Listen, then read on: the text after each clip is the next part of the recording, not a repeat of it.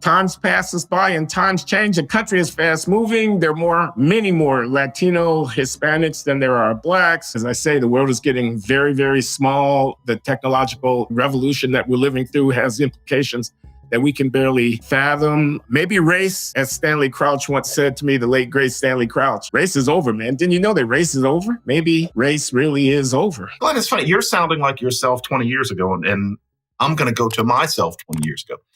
What exactly would we want to see done for what used to be called the Black underclass? Because, it's at the point where the underclass is now white and Black. It's fentanyl and what's going on in the cities. And so the question is maybe how we address that. But if we're talking about Black uplift, if we're talking about Black gangbangers, et cetera, given what we've seen since the 60s, what would work? Just what has not happened? And there's a certain kind of person who's going to say more programs. That's not an answer, and that's not the answer that you would give. What is it that you're afraid wouldn't happen? I agree that another program is not the answer. And I'm not sure I have an answer to you about specifically what should public policy be that would address, quote, the Black underclass. You just address, quote, the underclass, and you would include everybody who was in that orbit, whether they were Black or not. The extent to which you might feel an urgency to address the underclass, quote unquote, the underclass is a controversial word, but let's go with it. The extent to which you might feel an urgency to do something about the facts of poverty, concentrated poverty, poor schools, whatever. And I mean, we could go down a policy list. You could talk about doing something about the quality of education in these communities, or about occupational training and this kind of preparation of people for workforce or whatever. You could talk about that. You could talk about social services. You could talk about the family and what policies do or do not encourage people to marry or whatever. You could talk about what so there are all these, but you'd be talking about it for everybody, not specifically for Blacks. But the urgency to take up that conversation and the amount of effort that you might put into redressing these things might be enhanced by a recognition that there's a racial disproportion in what you do. I mean, you might feel that among the things you're accomplishing when you successfully intervene against poverty, poor education, joblessness, criminal victimization, and so on, among the things you're accomplishing is alleviating the burden or the weight of a legacy of racial unfairness and so on. I know. I see you shaking your head. I'm not sure this flies. I may be in my 70s here trying to hold on to a sensibility and a posture, an intellectual and political and philosophical posture that was well suited to the last quarter of the 20th century, but ill-suited to the second quarter of the 21st century, which is where we are. That may well be the case. And, times passes by and times change. The country is fast moving. There are many more Latino Hispanics than there are Blacks. As I say, the world is getting very, very small. The technological revolution that we're living through has implications that we can barely fathom. And maybe race, as Stanley Crouch once said to me, the late great Stanley Crouch, race is over, man. Didn't you know that race is over? Maybe race really is over. It's beginning to be hard for me to see. And I've tried to write about what would help the Black community, such as, how drug laws are enforced and how people are taught to read and vocational training, as opposed to thinking everybody needs to study Shakespeare in college. But sometimes you wonder, you think about, we've discussed this when we had Randall Kennedy on a good while ago. Why is it that carjackings are mostly a Black thing?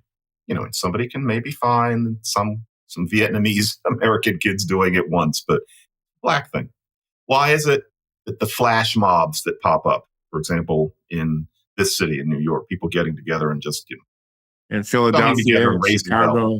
And all you have to do is look at the footage, and it's mostly Black kids. Yeah, there's the occasional somebody else, but it's a Black thing.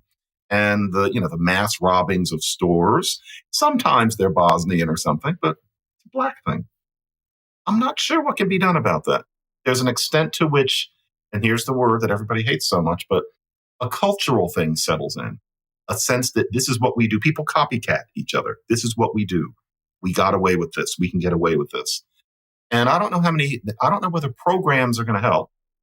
And I'm not sure how much we can make it fly to say they're doing this because they don't have dads. And, how do you make more kids have dads? By telling I people. actually, excuse me The to whole interrupt you. business of you have to talk about the family. You have to talk about the family. I've heard people saying that my whole life.